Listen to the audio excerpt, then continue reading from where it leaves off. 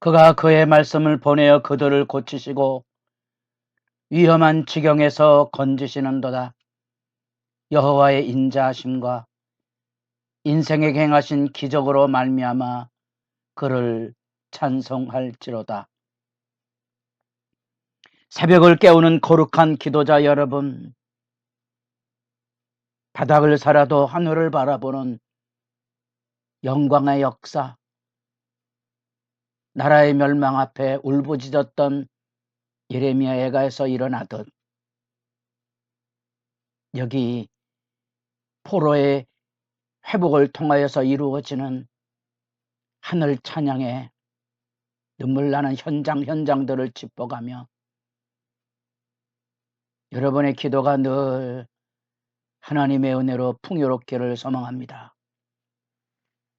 오늘 우리가 읽어갈 하나님의 말씀은 시편 107편 1절에서 22절까지의 말씀으로서 이제 10월 마지막 3일간 시편 107편, 178편 제5권의 출발을 보게 됩니다. 일반적으로 제5권은 포로 후기를 배경으로 하고 있는 그러한 의미를 담고 있습니다. 그 포로 후기 안에 담겨져 있는 하나님의 언약적인 사랑을 표현하는 인애 또는 인자 그런 개념이 있는데 중요한 개념은 반복해서 말씀을 드렸습니다.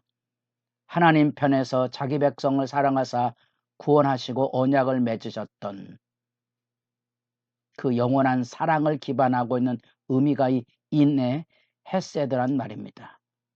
그래서 이 시편 전체가 하나의 하나님을 향하여 나아가는 하나님의 백성의 복됨을 묵상하는 것이라면 이 깊은 탄식을 통하여 하늘의 찬양을 만나는 순간이 146편부터 150편에 이르게 되고요. 어쩌면 1, 2장의 복됨에 대한 이야기는 3편부터 145편까지 어떻게 고난을 극복하는가 하는 내용을 기반으로 담고 있습니다. 그래서 5권은 우리가 1권에서 만나는 하나님에 대한 율법, 이것은 하나님의 영원한 사랑으로서 우리가 그 앞에 서 있는 하나님 앞에서의 신실을 지키는 의미이기 때문에 우리가 신약 성경에 너무 도식적으로 율법으로 심판을 받고 보혈로 구원을 얻는다는 단순 개념으로 율법을 이해하지 않기를 바랍니다.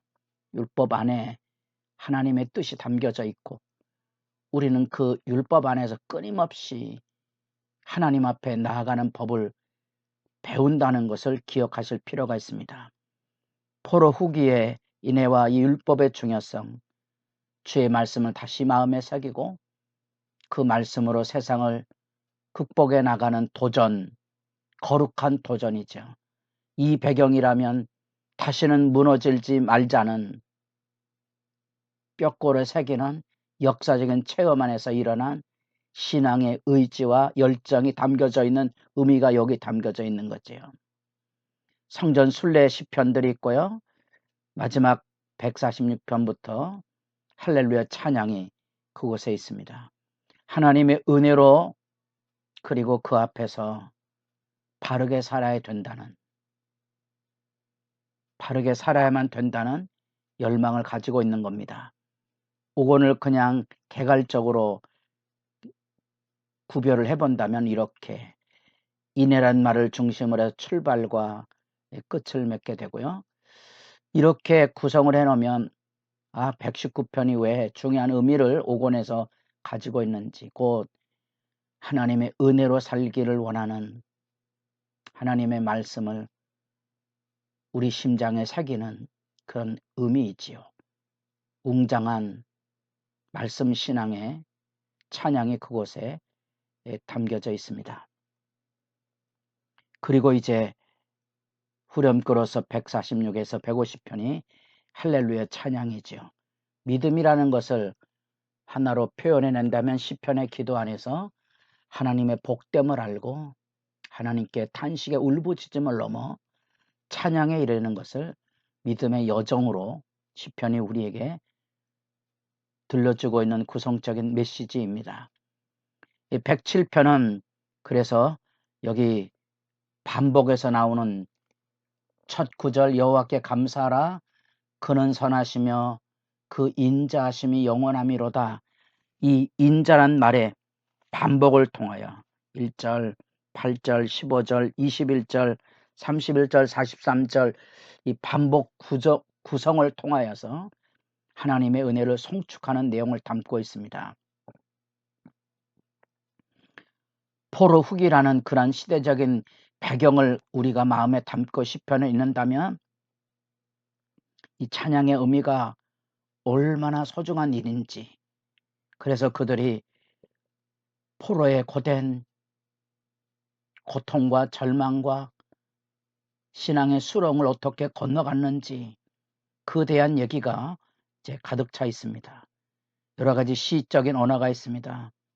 광야 나그네 길, 그 고단함, 먹을 것도 없고 어디로 가야 할지도 모르는 그 아픈 삶의 실제의 모습들, 그 수렁 안에서 헤매고 있는 그런 삶의 모습들이 그곳에 그려져 있고, 그 줄이고 목마름, 그리고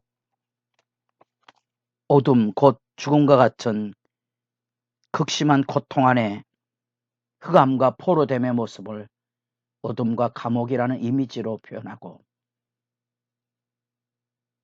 질병으로 인하여 죽음의 문턱에 이르는 삶의 상황을 여기 이렇게 표현해 주고 있습니다. 제게는 107편 20절 말씀이 하나님의 말씀을 이해하는 핵심과 같은 구절로 마음에 담아 그 말씀을 늘 기억합니다. 그가 그의 말씀을 보내어, 새 번역에는 또 공동 번역에도 말씀 한마디로 그들을 죽음의 위기에서 건져내시고 질병에서 고치셨다. 그러니 그 여호와의 인자하심과 그 놀라운 인생에 행하신 기적을 찬송할지라는 이 구절입니다. 포로기를 거치며 경험했던 하나님의 위대한 능력의 역사가 생생의 가슴에 와 닿는 구절이고요. 오늘 우리가 믿음을 유지하는 그 은혜의 실제도 하나님의 말씀에 붙들려서 주님 앞에 일어서는 그 소중한 경험이지요. 그런 점에서 이제 포로기 통하여 하나님이 우리를 버리셨다는 절망이 아니고, 하나님께서 우리를 그 절망에서 속량이라는 이 교리적인 용어를 아십니까? 그 대가를 치르고 자기 백성을 구원해 내신 그 의미입니다. 이사야 62장에도 구속하신다 여호와께서 그 말로 이 구절을 쓰고 있는데, 포로기에 하나님이 자기 백성을 버리셨다고 생각했지만 그들을 마치 자기 생명을 쏟아부어 한 사람 한 사람 불러 모으는 그런 장면을 우리가 예수 그리스도 안에서 지금 그려보게 하는 장면의 의미가 이 속량이라는 단어이죠. 여호와의 속량을 받은 자들은 그 하나님의 크신 은혜를 모르고 말씀을 거역하고 지존자를 경멸했던 영원하신 하나님 앞에서의 우리 자신의 수치와 부끄럼, 그래서 11절에 하나님의 말씀을 거역하며 지존자의 뜻을 멸시함이라. 그러므로 그가 고통을 주어 그들의 마음을 겸손하게 하셨으니 그들이 엎드러져도 돕는 자가 없었도다. 광야의 뼈아픈 경험이죠.